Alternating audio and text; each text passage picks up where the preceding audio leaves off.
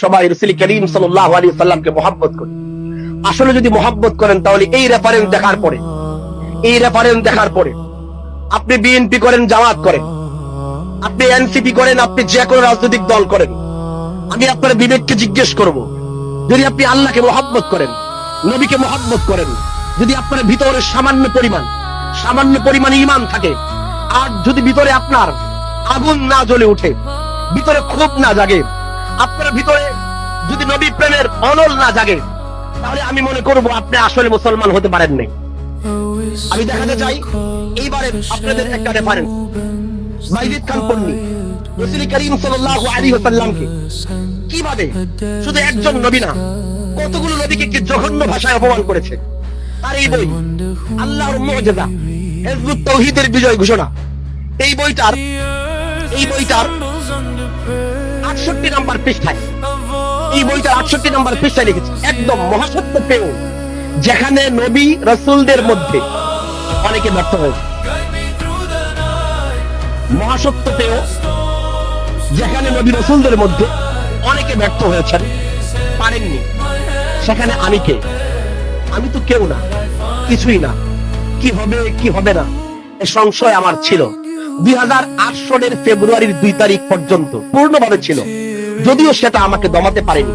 এই জন্য আমি চেষ্টা করে যাব, নবী রাসূলরা পারেননি, আর আমি কে? আমি চেষ্টা করে যাব মুজিজার দিনটায় আল্লাহ আমার সব সংশয় অবসান করেছেন, জানিয়ে দিলেন যে হবে, উনি করবেন, আমি না।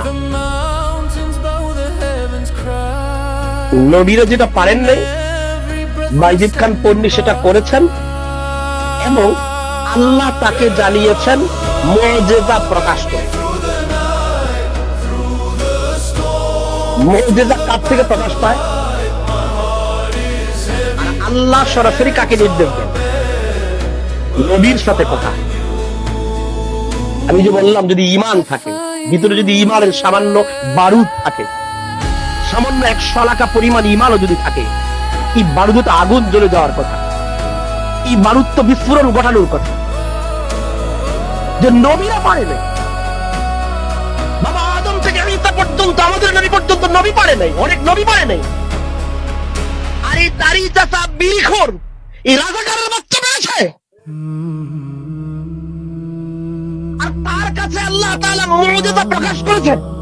শুধু তাই না, এই বইটার এই আল্লাহর মুজিজা, হিজবুত তাওহীদের বিজয় ঘোষণা, এই বইটার 33 নম্বর পৃষ্ঠায় লিখেছে আল্লাহর সংখ্যার মুজিজা দ্বারা পবিত্র কোরআনকে যেমন সত্যায়ন করেছেন, একইভাবে ইমামের সেদিনের ভাষণটিকেও তিনি সংখ্যার মুজিজা দিয়ে সত্যায়ন করেছেন। এই দৃষ্টিকোণ থেকে খেয়াল করেন, এই দৃষ্টিকোণ থেকে আল কোরআন ও ইমামের ভাষণটি একই পর্যায়ে ভুক্ত হয়ে গেছে।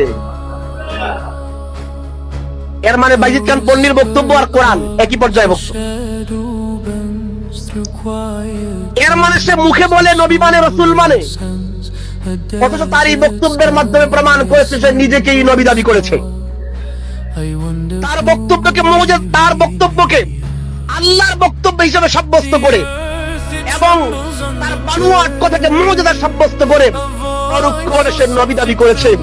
এই জন্য আমার শেষ কথা হলো, যদি এই দেশের আপনি যেই দল করেন, বিএনপি করেন, আপনি জামাত করেন, এনসিপি করেন, আওয়ামী লীগ করেন, আপনি জাতীয় পার্টি করেন, রাজনৈতিক ভাবে যে কোনো দল আপনি করতে পারেন, কিন্তু আপনার ভিতরে যদি ঈমান থাকে, মুসলমানিত্বের সামান্য পরিমাণ গায়রত থাকে, তাহলে প্রত্যেকটা মানুষ যেই দল করুক না কেন, সবাই ঐক্যবদ্ধ হয়ে এই নবী দাবিকারী, এই দলের বিরুদ্ধে নিজের সব কিছু মিলিয়ে দিয়ে তাদেরকে নিষিদ্ধ করার জন্য আন্দোলন করতে হবে।